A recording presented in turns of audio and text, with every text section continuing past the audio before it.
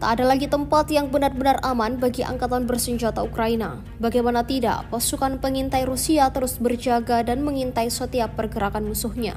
Terbaru di media sosial Telegram pada Kamis 4 Juli 2024 beredar sebuah video yang memperlihatkan detik-detik serangan akurat yang dilakukan oleh operator drone FPV menghancurkan kumpulan tentara Ukraina. Serangan langsung oleh amunisi yang berkeliaran diketahui diabadikan oleh operator UAV Zala.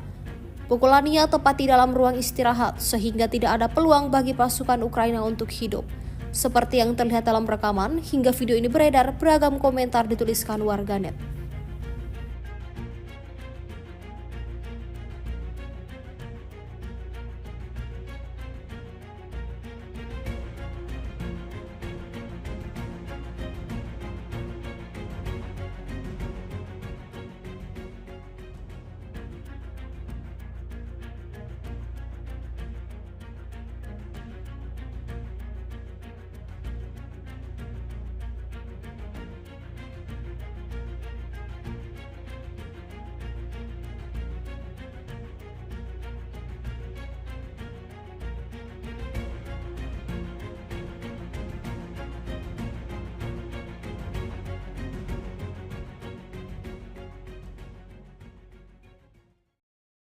Download Tribun X sekarang, menghadirkan lokal menjadi Indonesia.